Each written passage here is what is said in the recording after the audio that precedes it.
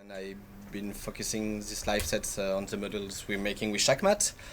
And afterward, I will explain like every part, how it's made, in which philosophy I'm using the models and this kind of stuff. I hope you enjoy.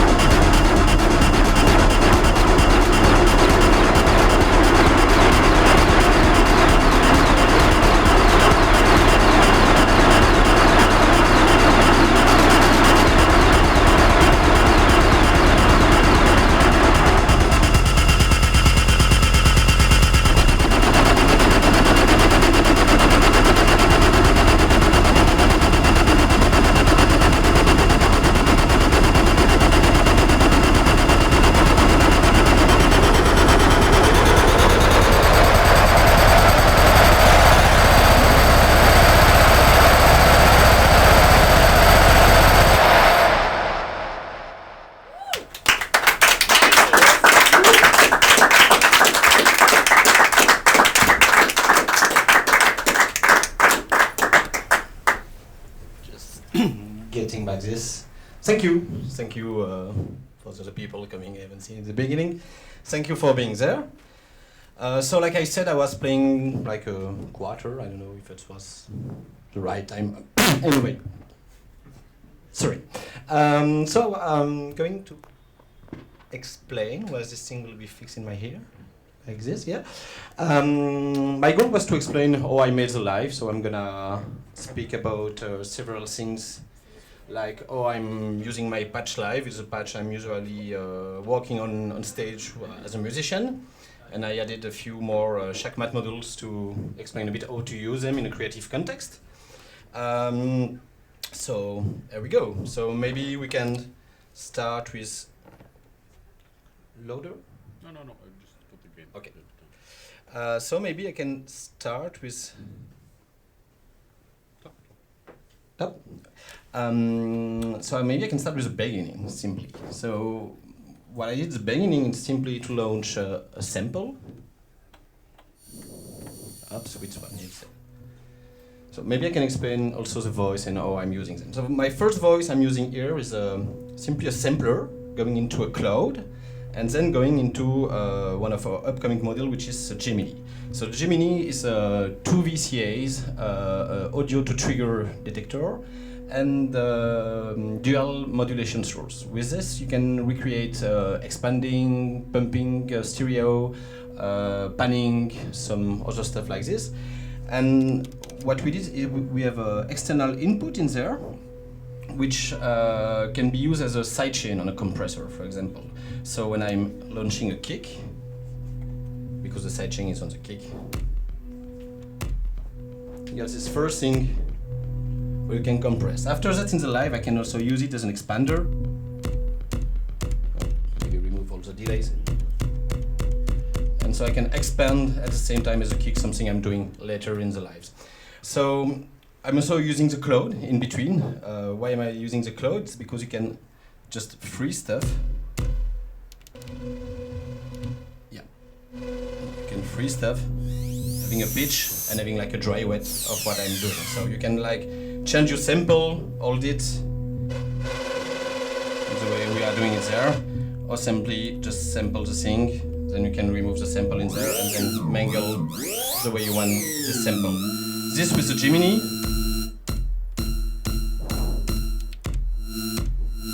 You can create like some complex materials and rhythmic materials. What I haven't used, and which is I plan to use it, is to use also auto panner with this. And also we had several other modes, and I wanted to end the live with this, but I went go in another way, which is kind of a granulizer. It's a stereo granulizer at stereo module. Okay, so let's say we're done with the first thing. Then I'm going to another voice, which is just drums. The drums are driven by the Fabrics group, which is my drum sequencer, and it's a simple sequencer when you can just tap and just have a correct amount of length. You can just tap your beat.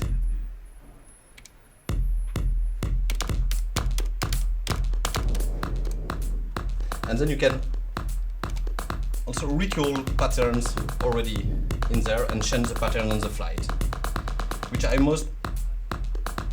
did not work that way, but you can also work with a sequencer with using randomness. And the randomness means you're gonna maybe go and read some pattern in there in the modules with a certain random. Random means that you can give by a certain number, which is there. So let's say I want I random, and I'm gonna change the pattern on which is gonna random. And so you can have like breaky stuff, and which is great with this model. It's a randomness that increase when we reach the end of the sequence. Like your drummer, you want him to like fill at the end of the sequence, not at the beginning. So it's a bit working that way. After that, we get like what we call a fill mode. Maybe I can change and explain a bit how we did the different thing in there. So, for example, I just took a table with simple multiplication and division for the kind of rim shot there, and you can record what you want to do with simply this potentiometer. So easily you can have on the fly very like complex sequence. You can also set the length and also shift. It's like a sampler when you gotta make slice with the sound. It's the same with the sequence. And I guess it's pretty old with this one. So it was my second voice with the drums. I'm starting from the back, so let's start. And let's go there with the hi-hat. So the hi-hat, it's just two clock dividers going into the hi-hat. And clock dividers with some tricks. It's a time wizard. So the tricks we got in there first is to have an auto reset each 8 steps. So you had 6 dividers and a bunch of switch allowing, for example, to reset. You can also associate logically different sequencers together. You can also clock differently the second column, or you can also multiply the first row. And so you can start to make some kind of rule just playing with the switch in there. And apart from that, you can have, as you get your auto reset, you can set on any length you want. It will always go to a pattern with your nose. For example, here 8 steps long. A sample is simply provided by the pico drum from Erica. And then we go to this noise voice, which is actually not really a noise, associating 2 modules plus a plunk and a distortion. The 2 modules is first the night gallop, which, as you can hear, is a rhythmic sequencer. And it's pretty different for the 4-week rule. 4-week rule, it's you decide what you want to do with it, you create your patterns, you store them, you can recall them in the way you want. With night gallop, it's more algorithmic sequencer. It's first based on the Euclidean sequences. I guess you know, everyone, what's the Euclidean sequences? Yeah? So basically, a Euclidean sequence, to start from the beginning, is a sequence that you create mathematically with a simple formula. And the formula states that if you have, for example, a certain length and a number of pulses inside this sequence of a certain length, it's going to try to fill equally each pulse in the sequence. So for example, let's go with 1 on 8. So with 1 on 8, it's sure you got that. With 2 on 8, if you want to divide equally, you got something like this. And then if you go to 3, it's interesting. Why? Because you cannot divide 8 by 3. So when you divide 8 by 3, it's 3, but it's not really 3. So what it's going to do is to go on certain steps, it's to go 3, 3, 2. And then you got this very classic density pattern. 4, it's pretty obvious. It's 1 and 2. 5, it starts to fill. Thank you. 6, 7, 8, 8 until you fill your whole sequence. So based on that, I'm just sequencing the plunk in there. And then we got this model, which is an upcoming model for early 2020, which is the Harlequin's context, which is a preset manager. So it allows you to choose just sending CV inside the plunk, and you can start to choose, for example, you like that sound, and you can simply say, I want to store it there. Then you want the second preset. You want an hi-hat there, you have your hi-hat there. And the other one are going to the pitch and to different modulation input of the plunk. You want this crappy snare. And then you can start to decide where you want to go. Plus, you can also say, I'm sequencing it with the same cable, same trigger as the night gallop. You can also say, I want a certain amount of scenes I want to sequence. And so you can start to go from scenes to scenes. It's again driven by the night gallop in there. You can go to more scenes.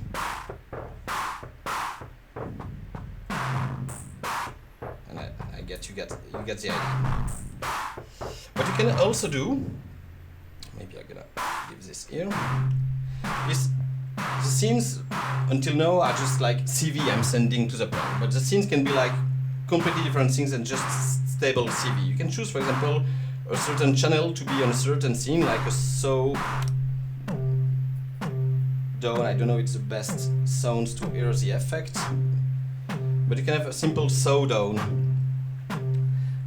allowing to modulate in a more complex manner the plunk, and you can of course go to the second scene, and there your first CV is again not a VCO but a stable voltage.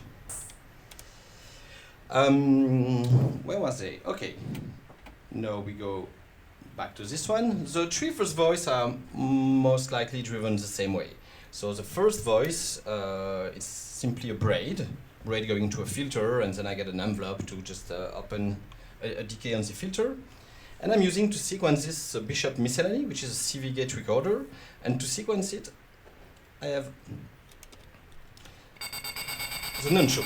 So I'm just taking the CV here inside the Bishop to loop it, and then we get different buttons. The first one say I just want to trigger, and if you put the two together, I have you can say the cut function, which allows to have trigger instead of gate each incoming clock signal. And so I can do this kind of thing. So you can easily, let's put a beat to start.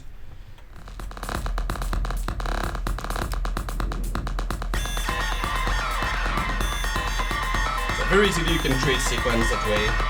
I can also an octave switch, which is starting a line of 1U models. So it's pretty handy, I think, to have this kind of tools. I like playing with octave in my music personally. And so you can just play with the switch. And then you get a very flexible voice with a filter and I can imagine a decay.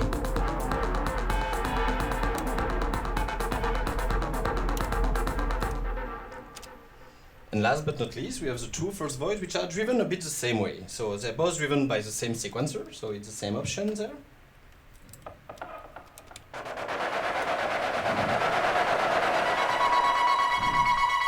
So it's a VCO, it's a clavis twin wave that I'm sending in the DSP before any filter of VCA. It's kind of important in this patch.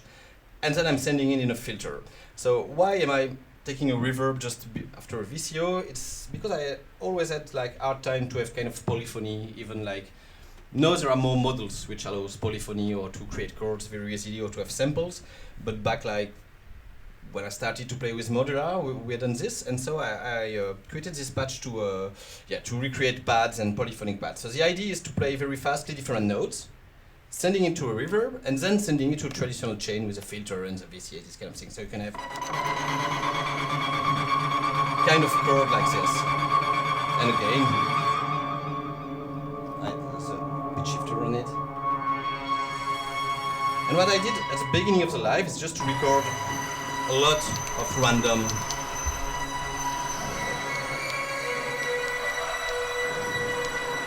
something like this. And then if you just take small slices like in the 4-weeks rook,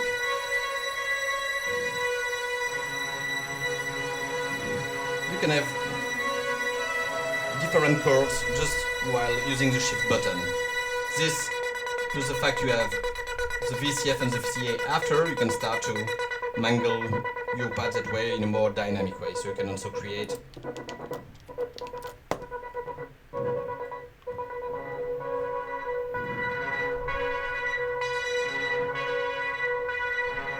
that way. And the first voice is simply a straight bass note.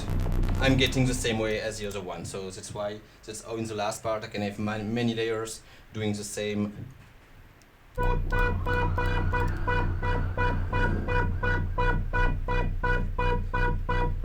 Yeah, last thing I haven't said with the last thing is also I have a FM feedback of my own sound inside the VCO, and it's post-reverb, meaning that I can take the sound post-reverb, FMing my VCO, and it gives this kind of result, which allows to make a word detune, and I can also use a voice without any reverb, which allows to make word FM style stuff. For each sequence I'm creating with the Bishop, I'm also using simply attenuators in there, which allows to, if for example you have a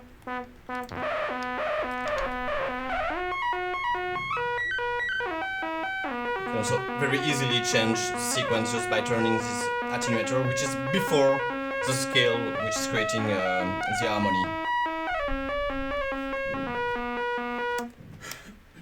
So yeah, it's basically the idea for the wall patch and having everything interacting together.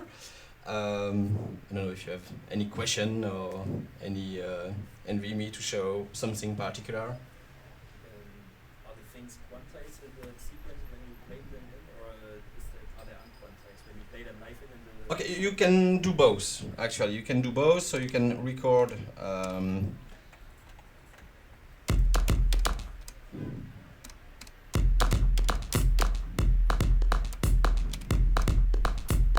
maybe I'm gonna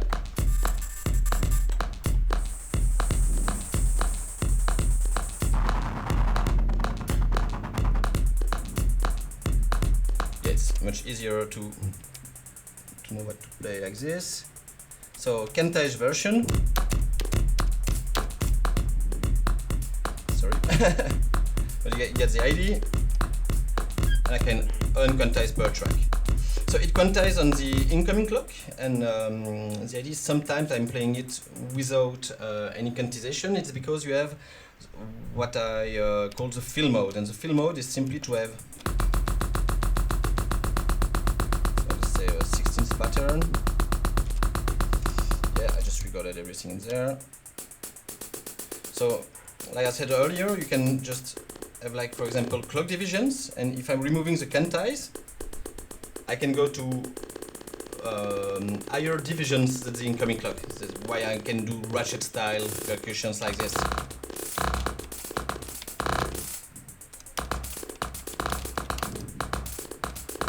And you can, after that, say you kick completely off beat and replace on the fly everything when you want, on beat or not on beat. And when you're storing pattern in there, it's stored non-quantized, and you still have the ability to remove the to say I want, when I recall the pattern, it should be quantized or not quantized. Actually, is there also a question? Or? I mean, how many steps were in the pattern now? 16 steps? Or how many? Right now it's 16, but you can go to 32 maximum. What you can do, because I already had the question of how to make longer patterns, how to make songs and this kind of things. That's a bit why we created also the harlequins. It's because we have CV input for everything. So you can, for example, let's say I'm gonna take a slot. So a slot is 8 different patterns, okay? So I'm gonna take, for example, this slot, play those patterns, and then you can simply change pattern, record it this way, and you can automate this with, for example, a CV recorder or this kind of preset manager or this kind of thing. I think the way to go, or to play it live and to say first part, second part, third part, this kind of thing. The random option, like I said also earlier, is pretty good to give more human feeling to your patterns and not to have the impression to have exactly the same pattern running over and over. Or we can grab a beer and and that's it. Thank you. Thank you, Schneider and everybody there. Thank you very much.